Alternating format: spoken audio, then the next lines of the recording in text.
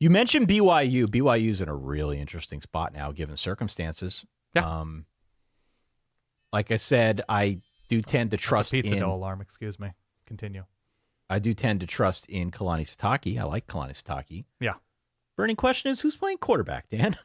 Who's playing quarterback now? Because this whole thing with Jake Retzlaff and his departure due to the honor code, due to the civil lawsuit, it came very late in the game. Yeah. Kalani Sitake's definitely proven that he can manage situations like this, but this is a big one. And it's really late in the game. And an 11-2 team now entering this season at time of recording with the 7.5 win total. I don't know if that's come down at all. Vegas was already expecting a drop off even before the Retzlaff news came out. But now with this, I think it opens up a whole other portfolio of questions. Agree. Are you optimistic that they hit 7.5 wins? No. Just because we've seen teams with, take your pick, a quality defense and a developed offensive line, and then there are just too many questions at quarterback, or there's a late change because of injury, or in this case, Retzlaff departing BYU. We've seen lows from BYU. We've seen highs from BYU. I think this is just somewhere in the middle. Yeah. This feels like 6-6, 7-5, 6-6, 6-6 probably vibes right now. I'm with you. What is it? McKay Hildenbrandt? Is that the name? Hillstead? McKay Hillstead? It's McKay Hillstead. It's Trayson Bourget or freshman Bear Bachmeyer. Yes, there is another. No. It's Bear Bachmeyer, Hank Bachmeyer, Bear Bachmeyer. You know there's another Tiger one. Bachmeyer, isn't there? Tiger Bach. Is it? Oh my God, Bachheimer. How am I pronouncing this name? Bachmeyer. Okay, Bear Bachmeyer, Hank Bachmeyer, Tiger Bachmeyer. Yeah. Well, I love it. Okay, I think it's going to be Hillstead. He threw a little bit for Utah State a couple years ago and transferred in. It's just he's had time there to learn the system, to get in some practice reps. So perhaps maybe he's not quite Jake Retzlaff. Maybe he is better at certain things that Retzlaff wasn't good at. But sudden changes are not super encouraging to me. No, so not at all. The good news is this. Here's the good news. Yeah. The good news is that the offensive line is going to be solid. And LJ Martin is back, their running back, which likely means he's going to be the focal point of the offense. The offense is going to look very different than last season. And they're going to need that defense while they figure things out. Beyond Chase Roberts, the receiving core is very thin. They lose 3 of last year's top 4 guys to transfers. So they're going to need to figure this out. It's going to be a work in progress. It was always going to be a work in progress, but that's even more the case now that Jake Retzlaff has departed. Can I give you Dan's counterpoint to Dan's original point? Are you arguing with yourself? I'd love to hear it. Please. A little bit.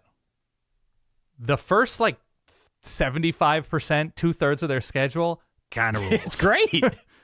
It's great. So Portland State, Stanford, at ECU, which I think is going to be a little bit difficult.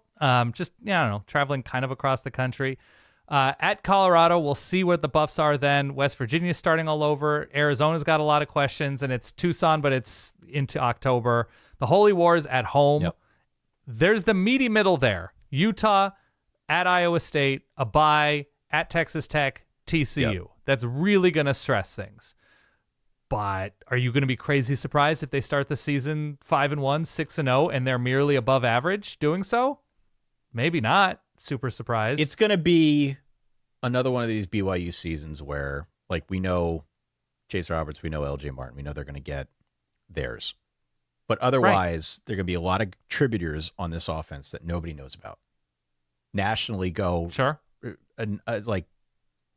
completely under the radar.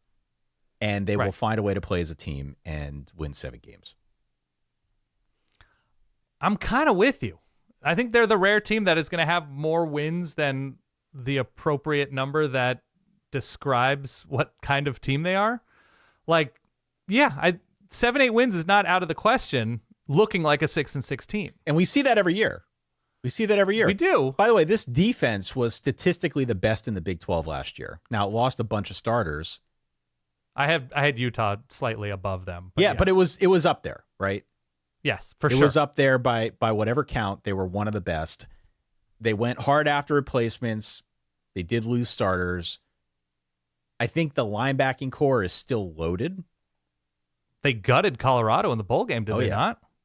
The linebacking core is loaded, so that's a good starting point. The secondary is concerning. I think there's a bit of a step back because there's so much new. And that's going to work against them here with an offense that's in flux. But I have come full circle, or I guess, to be fair, I have done a 180 on Kalani Satake. At first, I did not trust that everybody else was trusting him. And I think given what he's done the last couple of years, he's proven to me that he's legit. So he's going to figure this out, and he's got a schedule here that sets him up well, at least to start things off. Yeah, I know I sort of hedged here by saying they're a 6-6 team, but they might go 8-4. Well, you can talk yourself into it. It's all right. You can talk yourself into it. There are 9 teams on this schedule that don't obviously have a quarterback and or passing game to seriously challenge a struggling secondary. Can I mark you down for 9-2 BYU or 9-3 BYU? No, you may not. Damn. Okay. But I'm just in pure quantity, in a pure numbers game.